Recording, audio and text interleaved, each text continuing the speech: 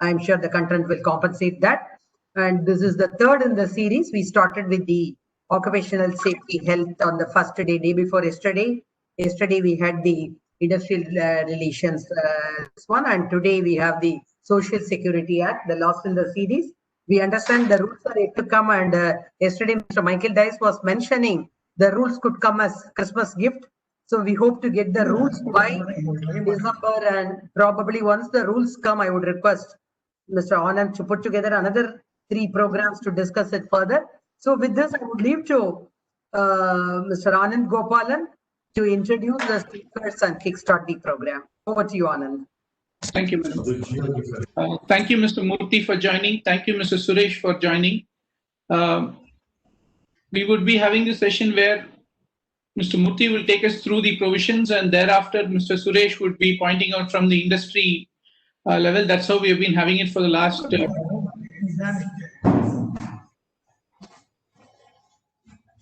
Mr. S.N. Murthy is a person close to nearly 50 years of practice experience, a senior advocate from the year 2003. He's advised across industries, various countries, companies, and his approach to IR is something really pragmatic. The way he talks, I'm sure any one of you have not heard him before.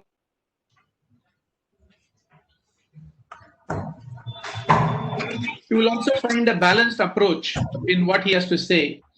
Very, very forthright and honest opinions is what you're going to be getting today from him on this code. I'm as eagerly as waiting to hear him as much as each one of you are. With that, I will request Mr. Murthy to kindly take us through the code and enlighten us on the provisions of the code. Yeah.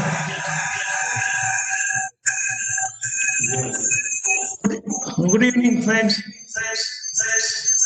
Anand has been very liberal in praising me to the hilt, making my task even more difficult. This is one way of making the speaker's task quite arduous and difficult. At the outset, I was only thinking that this 4 codes is making a tamasha of the industrial law in the country. It is like saying that I have some ailment in the leg, so you cut the leg. Don't treat it. What could have been done by 3 or 4 amendments at best is now looking so tough that 4 big volumes have been released, and they want us to go all over again. But 98% of the existing labor laws are kept intact. There's really no change at all. 1 or 2 places in the name of ease of doing business, no doubt, an effort is made to fool the industry also. Now, for me, the new labor laws do not mean much of a change,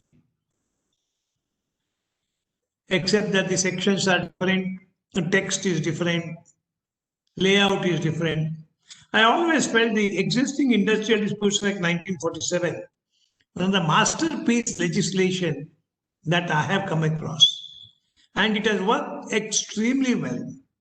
All that it required was a small change here and there to make it even more effective. Unfortunately, totally different concept has been developed, and this would lead to a lot of confusion. If we know about Income Tax Act, how assessees and even chartered accountants are troubled day in and day out by the notifications that are issued under the Income Tax Act, you will now find the same thing happening in the labor laws. A skeleton labor law is wide powers are retained by the executive, and with the result, in the name of allowing ease of business, things have gone astray. Now, I am required to speak on the Code of Social Security. The Code of Social Security encompasses within itself the EPF Act, the ESI Act, Gratuity Act, Maternity Benefit Act, Compensation Act, Building and Other Construction Workers, Unorganized Workers, etc., and everything. Now, definitions that are given sometimes do not fit all the enactments.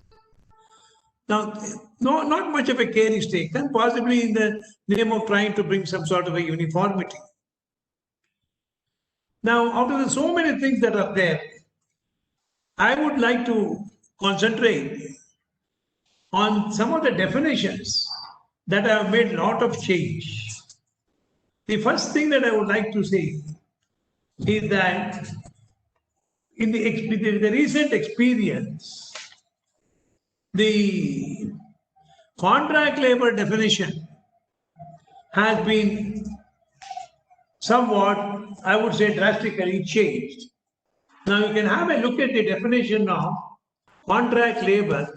If you have the papers with you, it will make it very easy. Look at contract labor definition as it stands now. Contract labor means a worker who shall be deemed to be employed in connection with the work of an establishment when he is hired or in connection with such work by or through a contractor without the knowledge of the principal employer. Till now, till this stage, it is okay. And includes interstate migrant worker. Now you see, the real change comes here. Interstate migrant workers. Once you bring them in, question will be, they will enjoy all the benefits of the contract labor. They will have to be treated on par with the regular workmen. Issues. So while trying to remedy some of the difficulties faced by interstate migrant workmen because of COVID, the law itself says contract labor includes even the interstate migrant labor. That was a little drastic, I thought, for them to do. Then, contractor. There had been a lot of controversy with regard to contract labor.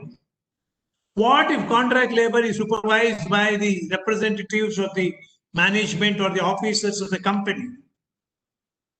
Management, supervision of the contract labor by the office of the company. The courts straight away said it's a sham contract. In fact, if simply because they work with you, come through someone else, your officers are supervising and controlling their work.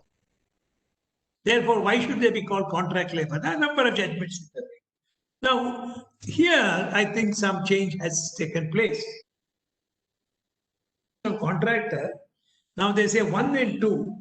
In the second one, they say, contractor in relation to an establishment means a person who, 1 is not very relevant, 2, supplies contract labor for any work of the establishment as mere human resource. This position is very, very important. In other words, till now the courts used to say control, management, supervision of contract workmen by principal employer, officers of the principal employer.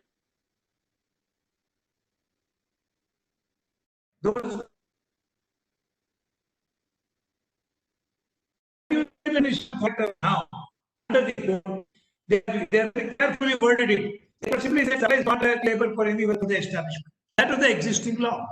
Now they say as mere human resource. That means now it is very clear. Job of a contractor is he can have an office, he can have 5,000 people on his own, he can go on distributing the number of people to different places, and they cannot on any day claim to be employees of the principal employer at all. Now here, as it is, there was huge exploitation of labor, contract labor. Contract labor was engaged mainly because of 2 reasons. One is, once the regular work permanent or workmen on the rolls become permanent, they stop working. They start bossing over. So they used to have contract labor to do the work, regular workmen to take the salary. Now, this concept will further get widened. Every employer will say hereafter, I will take through a contract. Supreme Court has said, high courts have said, unless a particular work, nature of work, process, activity is prohibited by the government under Section 10(1) of the Contract Labour Act, no one can prevent giving license to the contractor to carry out such work. Now, when we come to this, we are back to square one, we are in difficulty. No government has prohibited work, even of permanent nature, perennial nature. Here and there you may find something. Andhra Pradesh long back made what is known as core activity, non-core activity. In reality, prohibition of contract labor hardly happens. Courts say, unless the government issues a notification, you cannot prevent an employer from having contract labor. And the definition of contractor says mere supply of labor. Now put all these three together. It only means that the labor are going to be hit very badly in future, because all these three are possible. The officers in the labor department sometimes say, no, we won't give you a license because it is a perennial nature of work, permanent nature of work. But that is all for a price. It is not as though they will not. The same officer would have given for others, but they refuse to for one or two people. So, if you go by the standard that we have, it is certainly a totally tough situation for labor, because this kind of giving a blanket right to engage contract labor, in my opinion, is going backwards and not forwards in the issue of human relations or industrial relations. Then the next one which you need to have a look at, I'm only giving you a few of them because in the half an hour that is given to me, I can only touch upon a few aspects. Now, in the Act, there will be a change because of the definition of employee under the code. It says employee means any person employed on wages by either directly or through a contractor. Now, this code does not define employee separately for Gratuity Act. Therefore, hereafter, principal employer will be liable to pay gratuity. No doubt, some of the high courts have taken the view that wherever gratuity is payable under the statute, if the contractor does not pay, the principal employer should pay, because the definition of wages under the Payment of Wages Act is so broad that it has taken up in the inclusive provision. It says gratuity payable under the statute. In the exclusion provision, it says gratuity payable not under statute. So, to that extent, I think possibly they thought they would regularize it by bringing it within the definition of employee. Then the next point that you have to look to is, yes, coverage. Till now, after Justice Dattu's judgment, 20 workmen were required for you to bring a establishment under the ESA Act. So also under the PF Act 10, 20, all this was going on. But they all should be coverable employees. Suppose you take a software company which has got 2,000 people and it has got 3 people whose salaries are less than the salary limit prescribed under the statute, so they will have to be covered under those statutes. Now the law says cover 3 of them. Till now, unless you had a minimum number which is required to cover the establishment of the ESI or the EPF Act, you could not have forced them to cover. But with this amendment, second proviso which you see to the definition of employee, if you have the book with you, please have a look at the definition of employee and see the second proviso, which says, provided that for the purposes of counting of employees for the coverage of an establishment under Chapter 3 and Chapter 4, as the case may be, the employees whose wages are more than the wages ceiling notified by the central government shall also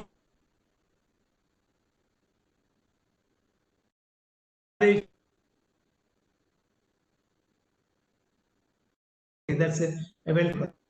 There is a definition of fixed term. I think this is the biggest part that is being played on the employers by the both central government as well as state government. What is fixed term employment? If fixed term employment as it is given in the law is to be taken as its face value. What if a new company has 500 operators, all of them appointed for 2 years? At the end of 2 years, all of them are asked to go. Is that permissible? Is that the scope of fixed term employment? If it is, then what is the scope of fixed term employment? What is Section 200BB in the Industrial Disputes Act?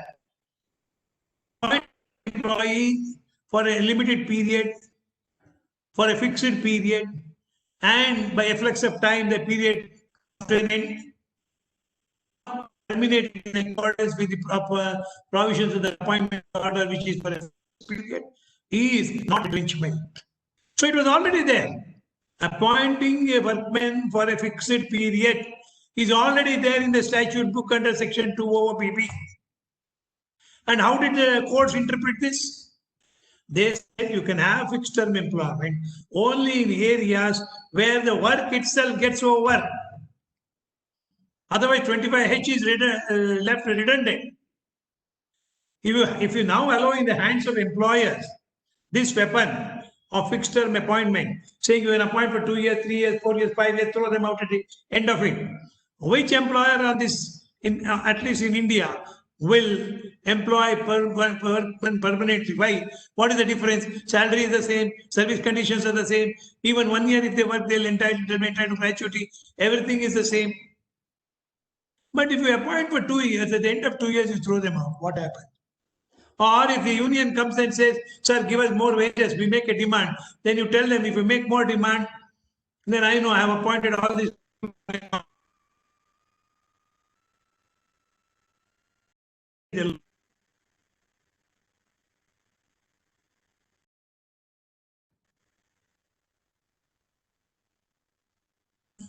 Interpret given by the various courts to OOB.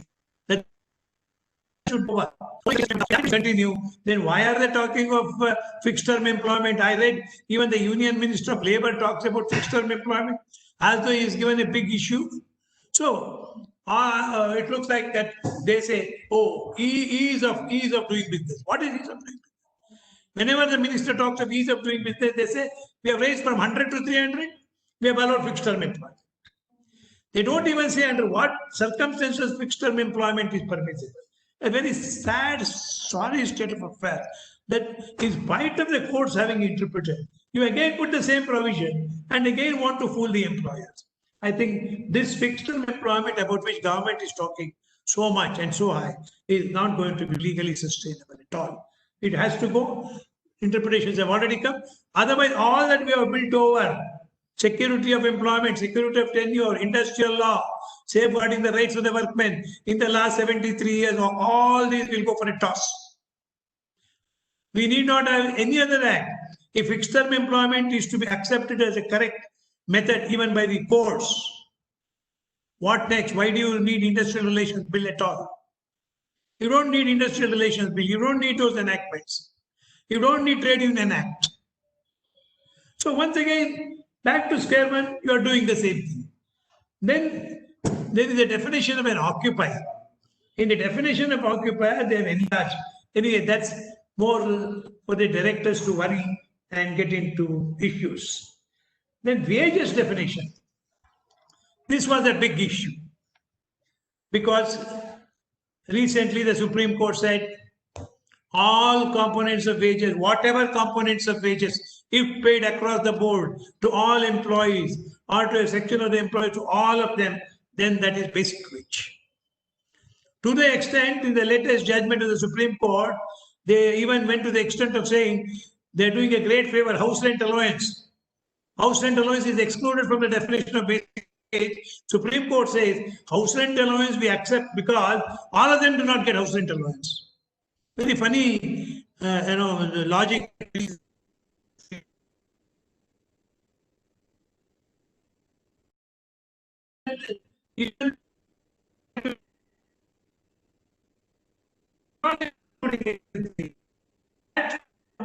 Government to define wage, make it absolutely clear. You can have a look at the definition where a very alarming definition is given in section 288, bracket 88, where it says does not include bonus, house accommodation, contribution, so and so, conveyance allowance, or the value of traveling concession, then house rent allowance. So specific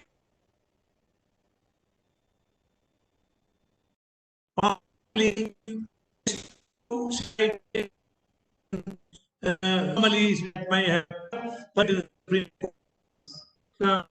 that is something I have added, which I always felt, but I have always advised long time that purposes of the EPF Act, even for that matter, ESI Act. Of course, ESI Act takes everything today. At least 60% of the costs should come within the purpose.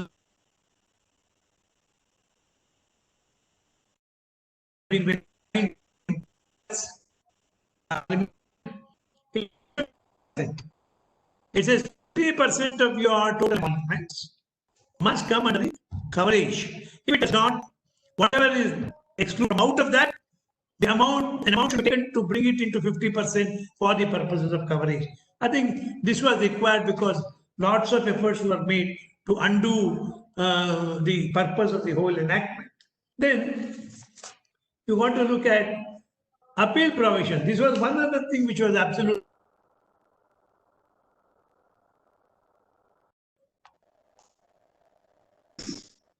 Under the ESI Act and also under the EPF Act, there are a lot of problems. Now, under the EPF Act, the tribunal which they will constitute will have to hear appeals, even on the orders with regard to contribution, on payment or deposit of 25% of the amount which the authority would have ordered. With this, the various arguments saying if it is contribution, will not grant stay without deposit. So officers can act very funny and pass any order and say go and deposit 75%. All this will go to a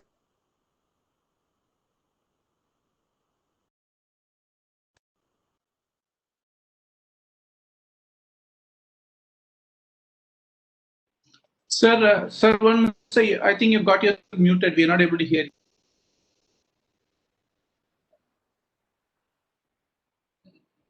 Sir, you're mute. hello. Yeah, we can hear you now. Please go on. Okay.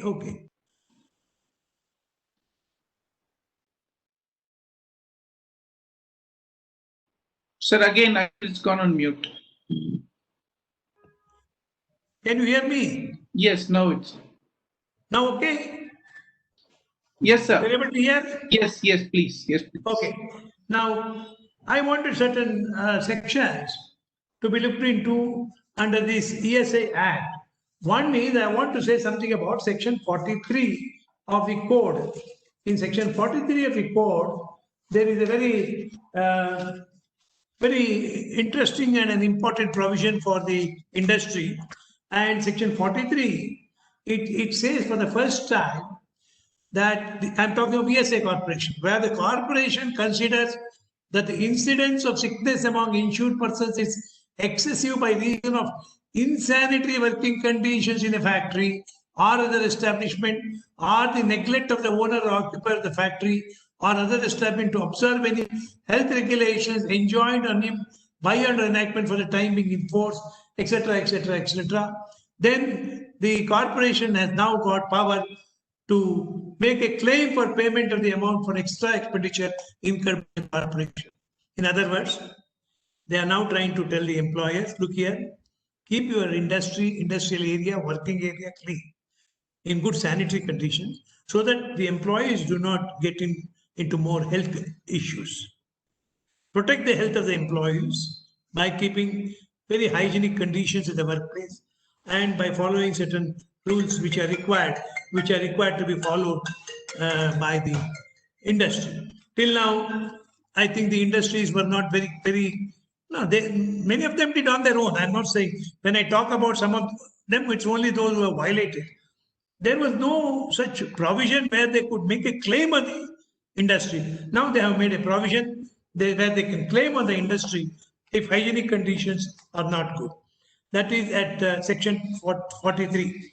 Then you can take to section 91 if you have the books with you, if you have the code with you, which is also giving certain important statements with regard to, yes, 91, section 91(1) says that invariably a member of a state judicial service of not less than 5 years or has not been for 5 years an advocate, so and so will be appointed as a competent authority.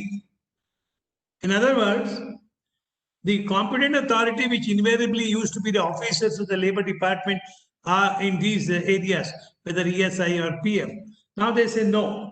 A member of a state judicial service with not less than 5 years of service, and then 5 years service advocate, gazetted officer 5 years with educational quality, etc. So what they are doing now is, now they want to curtail the bureaucratic interference and the corruption by handing over more and more areas to judiciary for judicial intervention. The code wants to, in a way, help the industry in seeing that they are not put into inconvenience because of corrupt practices. Then I want you to see only one thing, that whenever an appeal is to be filed from an order of a competent authority, if you go to section 99, it says only on a substantial question of law. This is unfortunate because, according to us, wherever any adjudication takes place, there should be at least one appeal both on facts and law. Every case you cannot go on with a substantial question of law. Now, if somebody deliberately makes a serious mistake, it doesn't become a question of law. Again, we'll have to see how we can bring it within substantial question of law. Now, competent authority can be anybody. From that authority, if we have to only go on substantial question of law, I'm afraid it may not be very fair to ask us to do so. Then you have page building says nothing much to say. EPF limitation at section 125. This was some demand which was there for a very long time, very long time, where it says in the proviso to section 125(1) that no proceeding under this subsection shall be initiated after the expiry of the period of 5 years from the date on which dispute referred to is alleged to have arisen, or so and so. In other words, we had seen in practice that number of officers used to make claims for 8 years, 10 years, 15 years, 20 years, and things like that. So now, to that extent, I think they'll have to be a little more cautious, because they must check every 5 years what are the dues from an employer. Beyond that, they cannot. In other words, no officer can go to a factory and say, I'll take your records for 10 years, bring your records which was there 10 years back, 7 years back. Since you cannot go beyond 5 years, I have to maintain records only for 5 years. That's quite reasonable. It would have been better if it were to be 3 years, but they have left it at 5 years. Then appellate authority, if you go, it is only 25% deposit even under the ESA Act. If you remember, under the ESA Act, there has been a provision where you got to deposit the entire money claimed. Now that was being misused in certain sections, but the officers would say, okay, if your dues is 20 lakhs, I'll put it at 50 lakhs. I manage somehow. Now you go on appeal, you deposit 50 lakhs. So thereby, I was compelled to concede to whatever the requirements of the concerned officer. Now that is not there, because I can go on appeal. Statutorily, it's only 25% deposit that is. Then you come to violations. This is another area which needs your attention. In the violation portion, it's very interesting. For the first time, I think the government the parliament has taken a view that till now, for every small violation, the threat, the ramban was prosecution. Every case, officer comes and says, I'll prosecute her directly. Now, I think they will find it little difficult to make such a claim, because now they have been told, look here, you have to first go and make an inspection. Make an inspection, give all those shortcomings which will have to be set right, give them time to set right, and thereafter, no case should be filed. In cases where certain amounts are due and there is violation that is claimed, the rules very clearly says, in the case of an offence punishable with fine only, half of the maximum provided for that offence it will pay. That's the end of it, no prosecution. In the case of an offence punishable with imprisonment for a term which is not more than 1 year and also with fine, 3/4 of the maximum fine provided for that offence. This is extremely good provision, because for the first time you consider employers as somebody who may make mistake without knowing also. Not that every mistake is made deliberately, wantonly. So the parliament considers, look here, employers can make mistake, but what is the kind of punishment you should give? Is it prosecution every time? Is it a threat of sending to jail every time? Then who will start industry in this country? What will happen? Now, if you ask me about this code, which I have been talking to you about, all other provisions in this code, the Code on Social Security 2020, all other provisions in this code are as it exists now. Except the changes that I have told you, small changes that I have told you, the rest of the thing remains the same. There's nothing for anyone to say, except that the section number has changed. The wordings are the same. To sum up, since my time, I think, is coming. Mr. Anand, how long? I have another 2-3 minutes. Go on, sir. No problem. You please go on. Don't be constrained by time. Don't be constrained by time. No, really. There is time. Don't worry. Another 5 minutes. See, to sum up, since it is necessary to say what exactly will be the situation hereafter, all that I can say is ease of doing business. The government has, to the medium and small scale industries, MSMEs, about which they are very fond of, and rightly so, they have raised the from 100 to 300 for applicability of Chapter 5B.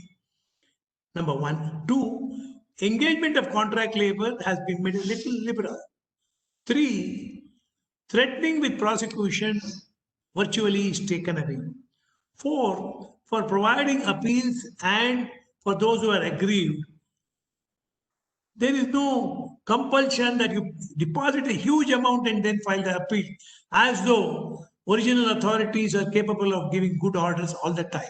So, considering that that is also there, they have made lots of changes. Yes, 1 or 2 in favor of labor. One of them is compulsory recognition of trade unions. Fine, 75% if the employees want a union, for the union to take up, because that was one area which was bothering the labor and the management all over. Other than that, in the substantive portion of welfare provisions, ESI or PF, maternity benefit act, there is no substantial change.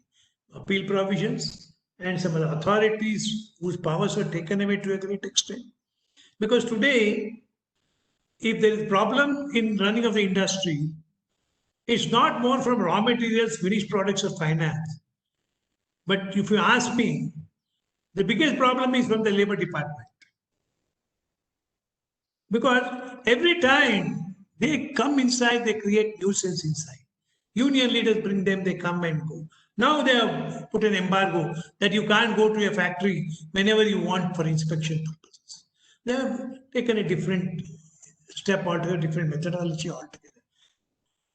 Apart from these changes, I don't think there's a huge change in the industrial law that exists now. The change will come provided fixed term employment is accepted by the courts, including the Supreme Court.